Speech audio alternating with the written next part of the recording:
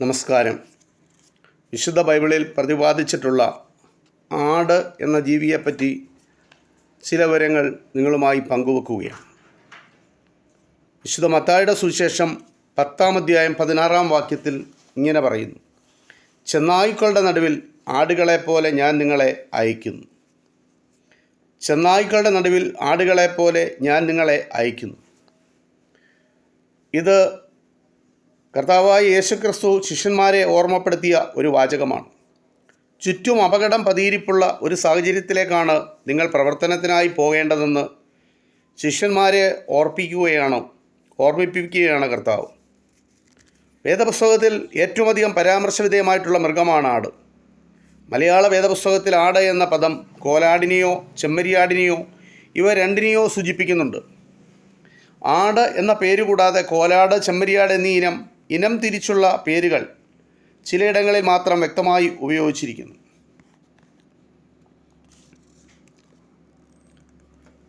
ആട് എന്ന് പുതിയ നിയമത്തിൽ പറഞ്ഞിരിക്കുന്ന മിക്ക പരാമർശങ്ങളും ചെമ്മരിയാടിനെ കുറിച്ചാണ്. രണ്ടിനങ്ങളുടെയും ആണാടുകളെ സൂചിപ്പിക്കുവാൻ മുട്ടാട്, ആട്ടുകൊറ്റൻ എന്നീ പദങ്ങളാണ് ഉപയോഗിച്ചിരിക്കുന്നത്. കുഞ്ഞാട് എന്ന പദവും രണ്ടിനം ആടുകളുടെയും കുട്ടിയെ സൂചിപ്പിക്കുന്നു. ചിലയിടങ്ങളിൽ കോലാട്ടിൻകുട്ടി എന്ന് വ്യക്തമായി പറയുന്നുണ്ട്. അത് ഉൽപ്പത്തിയുടെ പുസ്തകം 27-ാം അധ്യായത്തിലാണ്. ഏകദേശം 190 തവണയാണ് കുഞ്ഞാട് എന്ന പ്രയോഗമുള്ളത്. ബലി കഴിക്കുവാനുള്ള ഒരു മൃഗമെന്നുള്ള രീതിയിലാണ് ആടിനെ സൂചിപ്പിക്കുന്നത്. രണ്ടിനം ആടുകളും പ്രധാനപ്പെട്ട ബലിവസ്തുവാണ്. പെസഹ ആചരണത്തെക്കുറിച്ചുള്ള വിശദമായ നിർദ്ദേശത്തിൽ ആട്ടിൻകുട്ടി ഊനമില്ലാത്തതും 1 വയസ്സ് പ്രായമുള്ള ആണുമായിരിക്കണം. അത് ചെമ്മരിയാടോ കോലാടോ ആകാം. പുറപ്പാട് പുസ്തകത്തിൽ രേഖപ്പെടുത്തിയിരിക്കുകയാണ്. ഇതാ ലോകത്തിൻ്റെ പാപത്തെ വഹിക്കുന്ന ദൈവത്തിൻ്റെ കുഞ്ഞാട്. വിശുദ്ധ യോഹന്നാൻ്റെ സുവിശേഷം 1-ാം അധ്യായത്തിൽ രേഖപ്പെടുത്തിയിരിക്കുന്നു. ഇത് യോഹന്നാൻ സ്നാപകൻ ക്രിസ്തുവിനെക്കുറിച്ച് പറയുന്ന വാചകമാണ്. ഇതാ ലോകത്തിൻ്റെ പാപത്തെ വഹിക്കുന്ന ദൈവത്തിൻ്റെ കുഞ്ഞാട്. പുറകാല ക്രിസ്തുവിനെ കുഞ്ഞാടായി ചിത്രീകരിക്കുന്ന അനേകം പരാമർശങ്ങൾ നമുക്ക് വിശുദ്ധ ബൈബിളിൽ കാണാം. ക്രിസ്തു എന്ന നിർദോഷവും നിഷ്കളങ്കവുമായ കുഞ്ഞാടിൻ്റെ വിലയേറിയ രക്തം കൊണ്ടത്രേ നിങ്ങളെ വീണ്ടെടുത്തിരിക്കുന്നത്. 1 പത്രോസ് 1-ാം അധ്യായം 19-ാമത്തെ വാക്യമാണ്.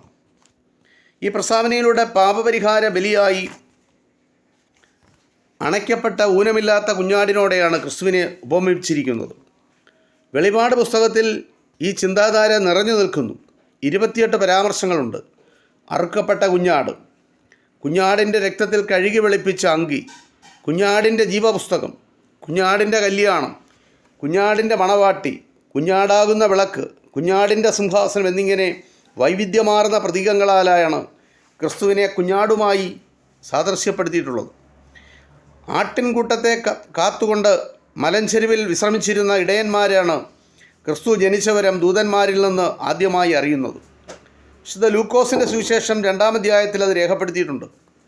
ബലി നൽകുന്നതിന് വേണ്ടി തിരഞ്ഞെടുക്കപ്പെട്ട ഊനമില്ലാത്ത കുഞ്ഞാടുകളെ പരിപാലിച്ചിരുന്ന ഇടയന്മാരായിരുന്നു അവർ എന്നൊരു വ്യാഖ്യാനമുണ്ട്.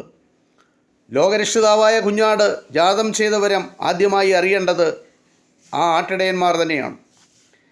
തനിക്ക് അരുമയായ ജനത്തെ ആടുമായി ഉപമിച്ചുകൊണ്ട് ക്രിസ്തു തന്നെ നടത്തിയ പരാമർശങ്ങളും അനവധിയുണ്ട്. യേശു ശിഷ്യന്മാരോട് പറഞ്ഞത്, നിങ്ങൾ ഇസ്രായേൽ ഗൃഹത്തിലെ കാണാതെ പോയ ആടുകളുടെ അടുക്കൽ തന്നെ ചെല്ലുവിൻ. വിശുദ്ധ മത്തായിയുടെ സുവിശേഷം 10-ാം അധ്യായത്തിൽ പറഞ്ഞിട്ടുണ്ട്.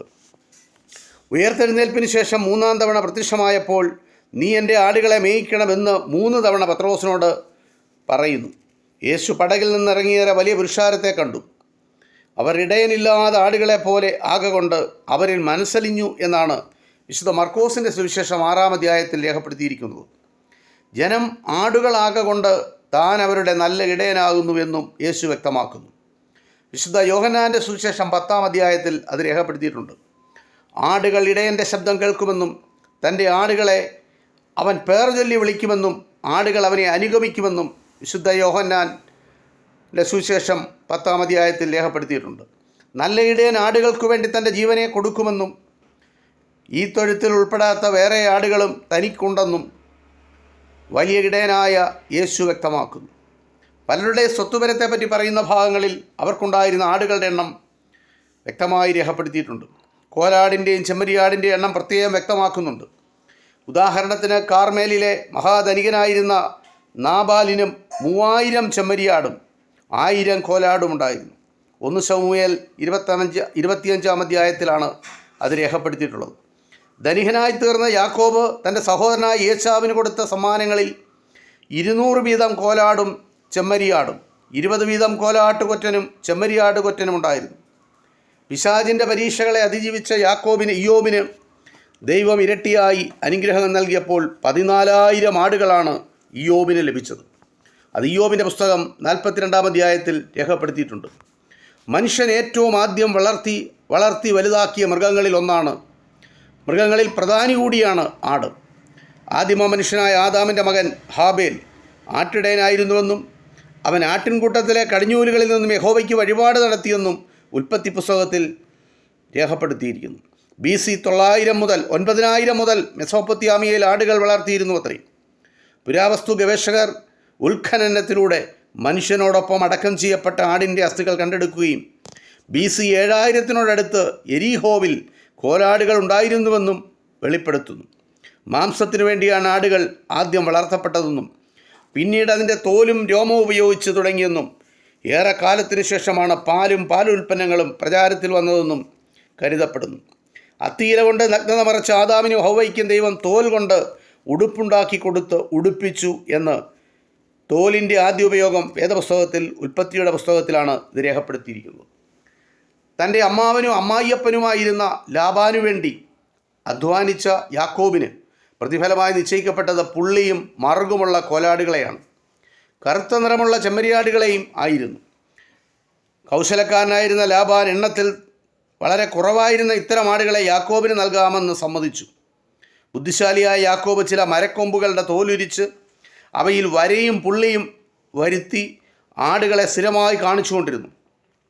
അങ്ങനെ അവ വരയും മറുകുമുള്ള കുട്ടികളെ ധാരാളമായി പെറ്റു. അവയെല്ലാം ചേർന്ന് വലിയൊരു ആട്ടിൻപറ്റം യാക്കോബിന് സ്വന്തമായി. ഇതിനെക്കുറിച്ച് യാക്കോബ് തൻ്റെ ഭാര്യമാരോട് പറഞ്ഞത്, എന്നോട് ദോഷം ചെയ്യുവാൻ ദൈവം നിങ്ങളുടെ അപ്പനെ സമ്മതിച്ചില്ല. പുള്ളിയുള്ളവ നിൻ്റെ പ്രതിഫലമായിരിക്കട്ടെ എന്ന് ലാബാൻ പറഞ്ഞു. എങ്കിൽ ആട്ടിൻകൂട്ടമൊക്കെയും പുള്ളിയുള്ള കുട്ടികളെ പെറ്റു. വരയുള്ളവ നിൻ്റെ പ്രതിഫലമായിരിക്കട്ടെ എന്ന് ലാബാൻ പറഞ്ഞു. എങ്കിൽ കൂട്ടമൊക്കെയും വരയുള്ള കുട്ടികളെ പെറ്റു. ഇങ്ങനെ ദൈവം നിങ്ങളുടെ അപ്പൻ്റെ ആട്ടിൻകൂട്ടത്തെ എടുത്ത് എനിക്ക് തന്നിരിക്കുന്നു. ഇത് ഉൽപ്പത്തിയിൽ വിവരിച്ചിരിക്കുന്ന വളരെ സുന്ദരമായ ഒരു ന്യായീകരണമാണ്. ഇത് വിശുദ്ധ ബൈബിളിൽ ആടുകളെപ്പറ്റി പറഞ്ഞിട്ടുള്ള പ്രതിപാദ്യം നിങ്ങളുമായി പങ്കുവച്ചു. ഇത് ഇത്രമാത്രം. നന്ദി, നമസ്കാരം.